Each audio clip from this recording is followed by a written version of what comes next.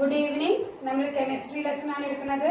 അതിന്റെ periodic table chemistry ലെസണിലെ periodic ടേബിളിനെ പറ്റിയിട്ടാണ് എടുക്കുന്നത്. ഇന്നലെ നമ്മൾ പേജ് 68 വരെ എടുത്തു. ഇന്നലെ നമ്മൾ എടുത്തത് പേജ് 68 അയോണിക് ബോണ്ടിങ് വരെ എടുത്തു. എന്താണ് അയോണിക് ബോണ്ടിങ് എന്ന് അത് ക്ലിയർ ആയിട്ടുണ്ടാവും. കാരണം ഓൾറെഡി നമ്മൾ അയോണിക് ബോണ്ടിങ്ങും കോവലന്റ് ബോണ്ടിങ്ങും നമ്മൾ പഠിച്ചിട്ടുണ്ട്.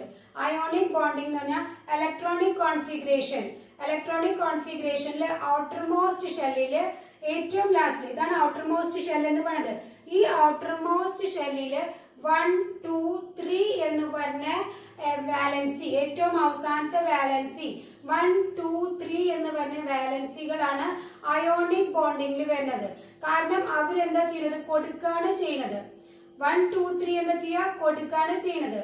4 എന്ന് പറയുന്നത് കൊടുക്കലും വാങ്ങലും രണ്ടും ചെയ്യും. ഷെയറിംഗ് നേച്ചറാണ്. 4, 5, 6 അവര് വാങ്ങിക്കാണ് ചെയ്യുന്നത്. 4 ഏറ്റവും അവസാനത്തെ ഇലക്ട്രോണിക് കോൺഫിഗറേഷനില് 4, 5, 6 7 എന്ന് വരുന്നവരെന്താ 4 വാങ്ങിക്കുകയും ചെയ്യും കൊടുക്കുകയും ചെയ്യും. 5, 6, 7 എന്ന് വരുന്നത് വാങ്ങിക്കൽ മാത്രമേ ചെയ്യുള്ളൂ. അവര് മിക്കവാറും കോവലന്റ് ബോണ്ടിങ്ങിലാണ് വരിക.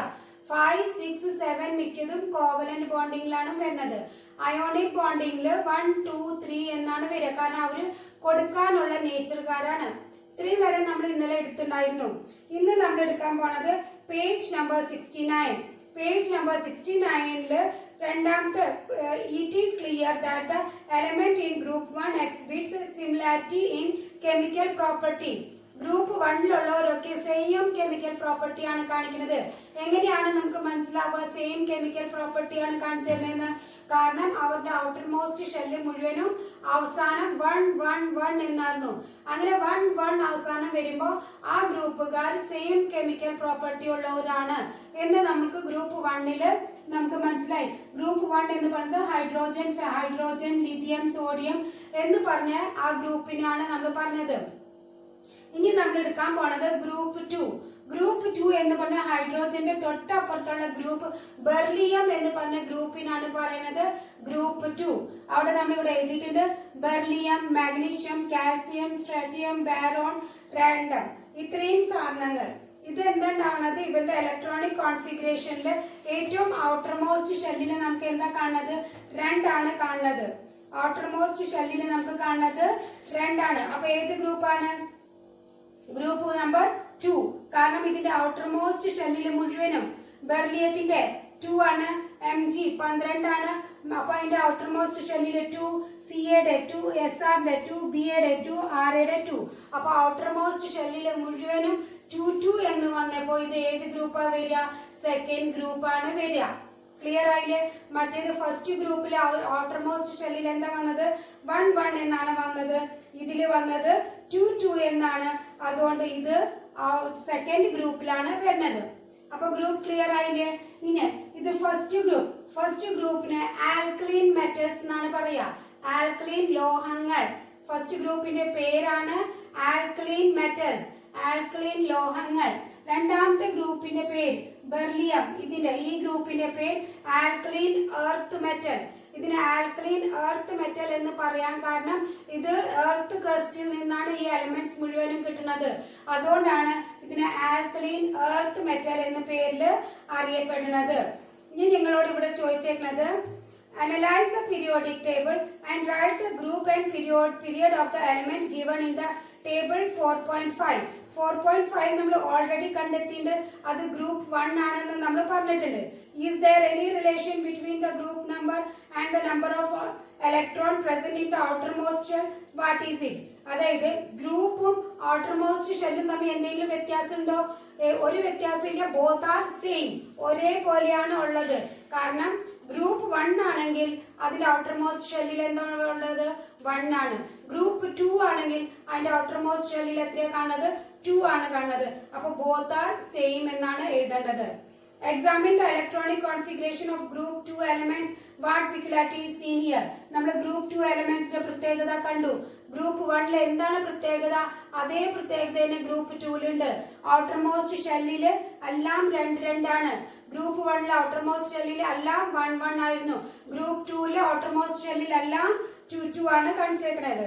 അപ്പൊ അതിന്റെ ഉത്തരം അതിന്റെ താഴെ തന്നെ ബോക്സിൽ തന്നിട്ടുണ്ട്.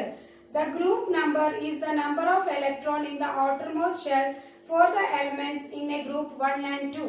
ഗ്രൂപ്പ് 1 and 2യുടെയും പ്രത്യേകത എന്ന് പറയുന്നത് അതിന്റെ ഔട്ടർമോസ്റ്റ് ഷെല്ലിൽ ആ ഗ്രൂപ്പിന്റെ നമ്പർ ഉണ്ട്. അത്രയും ക്ലിയർ ആയില്ലേ?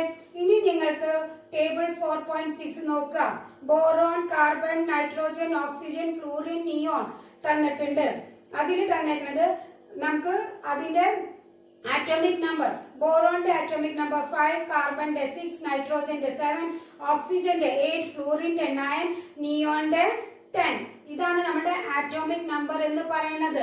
ഇവിടെ നമ്മൾ കാണിച്ചിട്ട് ഇതാണ് ആറ്റോമിക് നമ്പർ. ഇനി നമ്മൾ ഈ ബ്ലോക്കാണ് എടുക്കുന്നത്. ഇതിനെ നമ്മൾ ഈ ഹൈഡ്രോജനും ബെർലിയത്തിന്റെയും ബ്ലോക്ക്, ഇതിനെ നമ്മൾ ഓരോ ബ്ലോക്ക് ആയിട്ട് തരംതിരിക്കാം.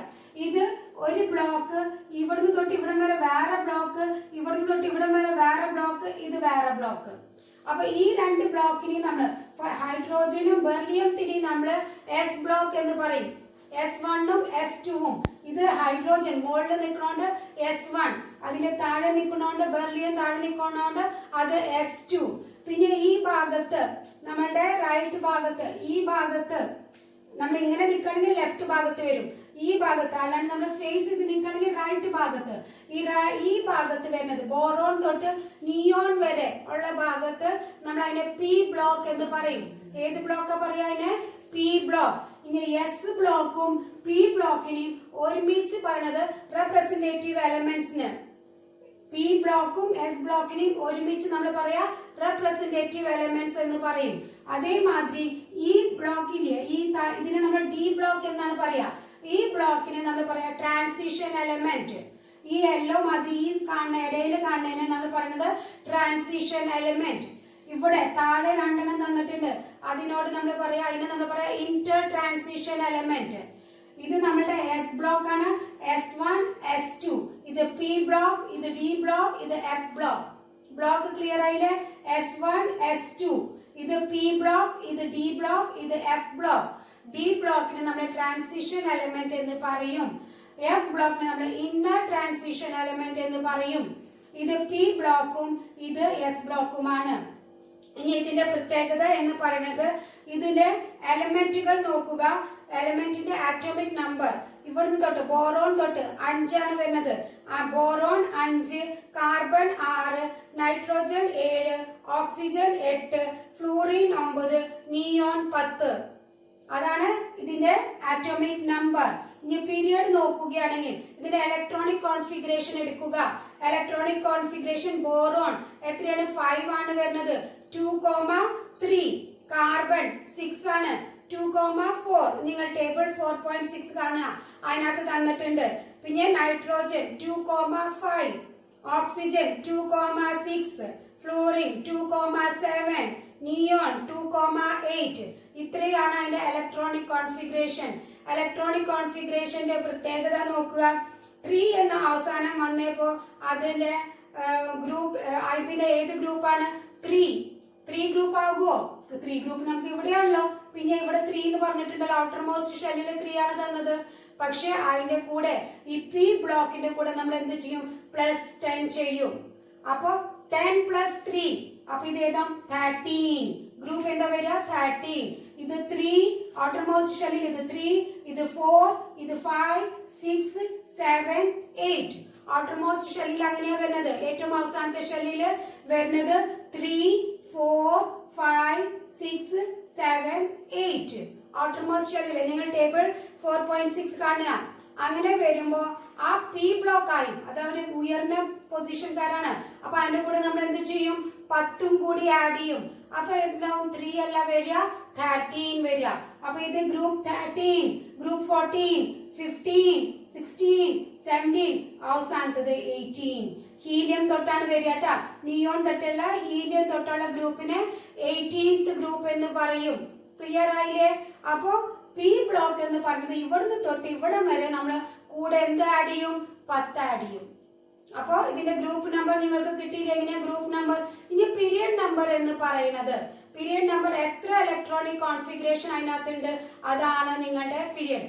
അതായത് KL ഉണ്ട് അല്ലെ? ഇതിലെല്ലാത്തിനും 2 ഉള്ളൂ. അപ്പൊ ഇത് ഏത് പീരിയഡിലാണ് വരിക? Second period. ഫസ്റ്റ് സെക്കൻഡ് ഇങ്ങനെ നോക്കുമ്പോൾ ഇത് വരിക സെക്കൻഡ് പീരിയഡിലാണ് വരിക. അപ്പൊ പീരിയഡ് നമ്പർ സെക്കൻഡ് ഗ്രൂപ്പ് ഓരോന്നും ചോദിക്കും, അതിനനുസരിച്ച് പറയാ. ഇനി ഇത് നമ്മൾ പറഞ്ഞു ആൽക്കലീൻ മെറ്റൽ ആണ്, ഇത് ആൽക്കലീൻ എർത്ത് മെറ്റൽ ആണ്. ഇതിനെ നമ്മൾ ഫാമിലി എന്ന് പറയും. ആൽക്കലീൻ മെറ്റൽ, ആൽക്കലീൻ എർത്ത് മെറ്റൽ. ഇനി നിങ്ങൾ ബോറോൺ ഏത് ഫാമിലിയിലാണ് വരുന്നത്? അത് ബോറോൺ ഫാമിലി. അതും നിങ്ങളുടെ ടെക്സ്റ്റ് ബുക്കിൽ തന്നിട്ടുണ്ട്, പേജ് നമ്പർ 70. ആദ്യത്തേത് ആൽക്കലീൻ മെറ്റൽ, രണ്ടാമത്തേത് ആൽക്കലീൻ എർത്ത് മെറ്റൽ. പിന്നെ ഇത് നിങ്ങളുടെ ട്രാൻസിഷൻ എലമെന്റ്സ് ആണ്. പിന്നെ ഇത് boron family, carbon family, nitrogen family, oxygen family. Oxygen കഴിഞ്ഞു കഴിഞ്ഞാൽ ഹാലോജൻ ഫാമിലി. ഇത് വരിക ഹാലോജൻ ഫാമിലി. അവസാനത്തത് വരുന്നത് നോബിൾ ഗ്യാസ്. നോബിൾ ഗ്യാസ് അല്ലെങ്കിൽ ഇനേർട്ട് ഗ്യാസ് എന്നും പറയും. നോബിൾ ഗ്യാസ് അല്ലെങ്കിൽ ഇനേർട്ട് എന്ന് പറയും. രണ്ട് പേരിലും അറിയപ്പെടുന്നതാണ്. അപ്പൊ ആ ഭാഗത്തേക്ക് വരുമ്പോൾ ഞാൻ ഒന്നുകൂടി പറഞ്ഞു തരാം. അപ്പൊ ഇത്രയും നിങ്ങൾക്ക് ക്ലിയർ ആയില്ലേ? ഇതിന്റെ ഗ്രൂപ്പ് എങ്ങനെയാ കണ്ടെത്തുക എന്ന് മനസ്സിലായില്ലേ? ഇനി നിങ്ങൾക്ക് താഴെ what is the difference between group number and the electronic configuration of the outermost shell? എന്ത് വ്യത്യാസമാണ്? Difference between, what is the difference between group number and the electronic configuration of the outermost shell? Group നമ്പറിന്റെയും ഏറ്റവും അവസാനത്തെ ഷെല്ലിന്റെയും എന്താണ് വ്യത്യാസം? അതിന്റെ തൊട്ട് താഴെ അതിന്റെ ആൻസർ തന്നിട്ടുണ്ട്. വി ഗെറ്റ് തന്നിട്ടുണ്ട്. അതിന് വി ഗെറ്റ് എഴുതണ്ട. The group number of this element by adding 10 to the number of electron in the outermost shell. ഇത് ചോദിച്ചേക്കുന്നത് ടേബിൾ 4.6ന്റെ പ്രത്യേകതയാണ് ചോദിക്കുന്നത്, അല്ലാണ്ട് അല്ലാത്തിന്റെ അല്ല ചോദിച്ചേക്കുന്നത്. ഇവിടെ ടേബിൾ 4.6ന്റെ തന്നിട്ടുണ്ട്. Boron, carbon, nitrogen, oxygen, fluorine, neon തന്നിട്ടുണ്ട്. അതിന്റെ പറ്റിയിട്ടാണ് ചോദിക്കുന്നത്. അപ്പൊ അതിനെ പറ്റിയിട്ട് എന്ത് വ്യത്യാസമാണ് ഗ്രൂപ്പ് നമ്പറും electronic configuration of the outermost ഷെല്ലും തമ്മിൽ തന്നേക്കുന്നത്? അപ്പൊ ഗ്രൂപ്പ് നമ്പർ എന്ന് പറയുന്നത് ഇതിന്റെ കൂടെ 10 ആഡ് ചെയ്യാം. ഔട്ടർമോസ്റ്റ് ഷെൽ എത്രയാണ്? അതിന്റെ കൂടെ 10 ആഡ് ചെയ്ത് കഴിഞ്ഞാൽ നിങ്ങൾക്ക് ഗ്രൂപ്പ് കിട്ടും. ആ ആൻസർ ആണ് അവിടെ എഴുതേണ്ടത്. അപ്പൊ ഏതിന്റെയാണ് ചോദിച്ചേക്കുന്നത് മനസ്സിലായില്ലേ? ടേബിൾ 4.6ന്റെ പറ്റിയിട്ടാണ് ചോദിച്ചേക്കുന്നത്. ഔട്ടർമോസ്റ്റ് ഷെല്ലിന്റെയും ഗ്രൂപ്പും തമ്മിൽ എന്താണ് വ്യത്യാസം? അപ്പോ എന്താണ് ഡിഫറൻസ് എന്ന് പറഞ്ഞത്? ഔട്ടർമോസ്റ്റ് ഷെല്ലിന്റെ ഒപ്പം 10ഉം കൂടി ആഡ് ചെയ്താൽ മാത്രമേ ഗ്രൂപ്പ് കിട്ടുകയുള്ളൂ. The group number of these elements by adding 10 to the number of electron in the outermost shell. നിങ്ങൾക്ക് നെക്സ്റ്റ് തന്നിരിക്കുന്നത് identify the period number of group 1 elements given in the table 4.5. അത് ഞാൻ പറഞ്ഞിട്ടുണ്ട് എങ്ങനെയാണ് നിങ്ങൾ പീരിയഡ് കണ്ടെത്തുക. Table 4.5 hydrogen first പീരിയഡിൽ, കാരണം electronic configuration ഒന്നേ ഉള്ളൂ. ലിഥിയത്തിൽ 2 ഇലക്ട്രോണിക് കോൺഫിഗറേഷൻ ഉണ്ട്. അപ്പൊ അതിന്റെ പീരിയഡ് എത്രയാണ്? 2, 2,1. അപ്പൊ 2 ഇലക്ട്രോണിക് കോൺഫിഗറേഷൻ, അപ്പൊ പീരിയഡ് 2. സോഡിയം Na, അതിന് 3 ഇലക്ട്രോണിക് കോൺഫിഗറേഷൻ ഉണ്ട്. 2,8,1. അപ്പൊ എന്താവും? പീരിയഡ് 3. അങ്ങനെ പൊട്ടാസ്യം K 2,8,8,1. അപ്പൊ എത്രാമത്തെ പീരിയഡ് ആണ്? 4 ഇലക്ട്രോണിക് കോൺഫിഗറേഷൻ ഉണ്ട്. അപ്പൊ പീരിയഡ് എന്താവും? 4. അപ്പൊ എത്ര ഇലക്ട്രോണിക് കോൺഫിഗറേഷൻ അവിടെ ഉണ്ട് അതായിരിക്കും നിങ്ങളുടെ പീരിയഡ് നമ്പർ. അതായത് എത്ര ഷെല്ലുകൾ ഉണ്ട്, അതാണ് നിങ്ങളുടെ പീരിയോഡിക് നമ്പർ. പീരിയഡ് എത്രാമത്തെ പീരിയഡ് ആണ്? ഹൈഡ്രോജനിൽ 1 ഷെല്ലേ ഉള്ളൂ, 1 പീരിയഡ്. ലിഥിയത്തിൽ 2 ഷെല്ലുണ്ട്, 2 പീരിയഡ്. സോഡിയത്തിൽ 3 ഷെല്ലുണ്ട്, 3 പീരിയഡ്. പൊട്ടാസ്യത്തിന്റെ 4 ഷെല്ലുണ്ട്, 4 പീരിയഡ്, 4ാമത്തെ പീരിയഡ്. അപ്പൊ ക്ലിയർ ആയില്ലേ പീരിയഡ്? ഇന്നലെ ഞാൻ പറഞ്ഞിട്ടുണ്ടായിരുന്നു എങ്ങനെയാണ് പീരിയഡ് കണ്ടെത്തേണ്ടത്. ഗ്രൂപ്പ് നിങ്ങൾക്ക് മനസ്സിലായി. 13 to 18 ഉള്ള ഗ്രൂപ്പും പറഞ്ഞു തന്നു, 1ഉം 2ഉം ഗ്രൂപ്പ് പറഞ്ഞു തന്നു എങ്ങനെയാണ് ഗ്രൂപ്പ് കണ്ടെത്തേണ്ടത് എന്ന്. ഇനി with the help of, is there any relation between the number of shell and the period number? Yes, number of shellum periodum തമ്മിൽ റിലേഷൻ ഉണ്ട്. They are same. ഏത് പീരിയഡ് ആണ് അവസാനം കാണിക്കുന്നത്? ഏത് ഷെല്ലാണ് ഏത് ഷെല്ലില് അവസാനത്തെ ഷെല്ലിൽ എത്ര നമ്പർ ആണ് കാണിക്കുന്നത് അതാണ് അതിന്റെ എന്താ ചോദിച്ചേക്കുന്നത്? Is there any relation between the number of shells and period number? ഷെല്ലും പീരിയഡ് നമ്പറും ഷെല്ലും തമ്മിൽ എന്തെങ്കിലും റിലേഷൻ ഉണ്ടോ? ഉണ്ട്. രണ്ടും സെയിം ആയിരിക്കും. ഒരു ഷെല്ലാണെങ്കിൽ ഫസ്റ്റ് പീരിയഡ്, 2 ഷെല്ലാണെങ്കിൽ സെക്കൻഡ് പീരിയഡ്, 3 ഷെല്ലാണെങ്കിൽ തേർഡ് പീരിയഡ്, 4 ഷെല്ലാണെങ്കിൽ 4th പീരിയഡ്. അപ്പൊ രണ്ട് തമ്മിൽ റിലേഷൻസ് ഉണ്ട്. എത്ര ഷെല്ലാണ് ഉള്ളത് അത്രയും പീരിയഡ് ആയിരിക്കും അവിടെ ഉണ്ടാകുക. അപ്പൊ ആ ഭാഗം ക്ലിയർ ആയില്ലേ? നെക്സ്റ്റ് നിങ്ങൾ പേജ് നമ്പർ 70 എടുക്കുക. 70 നിങ്ങൾക്ക് ചെയ്യാനുള്ളതാണ് ഇലക്ട്രോണിക് കോൺഫിഗറേഷൻ തന്നിട്ടുണ്ട്. സോഡിയം Na അറ്റോമിക് നമ്പർ എത്രയാണ്? 11. അതിന്റെ ഇലക്ട്രോണിക് കോൺഫിഗറേഷൻ 2,8,1. അപ്പൊ എത്ര ഷെല്ലുണ്ട്? 3 ഷെല്ലുകളുണ്ട്. പീരിയഡ് എത്രയാണ്? മൂന്നാമത്തെ പീരിയഡ്. പിന്നെ നിങ്ങൾക്ക് തന്നേക്കുന്നത് CA എന്ന് പറയുന്നത് 20 എന്ന് പറയുമ്പോൾ 2,8,8,2. അതിന് എത്ര ഷെല്ലുകളുണ്ട്? 4 ഉണ്ട്. അപ്പൊ പീരിയഡ് എത്രയാണ്? 4. പിന്നെ തന്നേക്കുന്നത് എൻ്റെ ക്ലിയർ അല്ല, CU എന്ന് തോന്നുന്നു തന്നേക്കുന്നത്. അത് 31 ആണ്. അതിന്റെ ഇലക്ട്രോണിക് കോൺഫിഗറേഷൻ 2,8,18,3. അപ്പൊ ടോട്ടൽ എത്ര ഷെല്ലുകളുണ്ട്? 4. അപ്പൊ പീരിയഡ് എത്രയാണ്? 4. I തന്നിട്ട് അയോഡിൻ, അത് എത്രയാണ്? 2,8,18,18,7. ടോട്ടൽ ഷെല്ലുകൾ 5. അപ്പൊ പീരിയഡ് എത്രയാണ്? 5. അപ്പൊ അത് നിങ്ങൾക്ക് എങ്ങനെയാണ് പീരിയഡും എങ്ങനെയാണ് എത്ര ഷെല്ലുകളുണ്ട് അതാണ് അതിന്റെ പീരിയഡ് നമ്പർ എന്ന് നിങ്ങൾക്ക് മനസ്സിലായിട്ടുണ്ടാവും. ഇനി നിങ്ങൾക്ക് ഗ്രൂപ്പ് നമ്പറും ഫാമിലിയും അത് ഇമ്പോർട്ടന്റ് ആണ്. അതെല്ലാം എക്സാമിലും ചോദിക്കുന്നതാണ്. ഗ്രൂപ്പ് 1 ഏത് ഫാമിലിയിലാണ്? ആൽക്കലീൻ മെറ്റലിലാണ്. ഇത് ആൽക്കലീൻ മെറ്റൽ, ഇത് ആൽക്കലീൻ എർത്ത് മെറ്റൽ, ഇത് ട്രാൻസിഷൻ എലമെന്റ്. ഇത് എന്ന് പറയുന്നത് ട്രാൻസിഷൻ എലമെന്റ്, ഇത് ഇന്നർ ട്രാൻസിഷൻ എലമെന്റ്. ഇത് ഇന്നർ ട്രാൻസിഷൻ എലമെന്റ് ആണ്. ഇത് boron family, carbon family, nitrogen family, oxygen family, halogen family, noble gas. Noble ഗ്യാസിനെ ഇനേർട്ട് ഗ്യാസ് എന്നും പറയും. അത്രയും പേരെയാണ് ഇന്ന് നമ്മൾ എടുക്കുന്നത്. ബാക്കി നമുക്ക് നാളെ എടുക്കാം. ഇത് നിങ്ങൾക്ക് ക്ലിയർ ആയി എന്ന് വിചാരിക്കണോ? എന്തെങ്കിലും ഡൗട്ട് ഉണ്ടെങ്കിൽ നിങ്ങൾക്ക് എന്നോട് ചോദിക്കാം. Bye, have a nice day.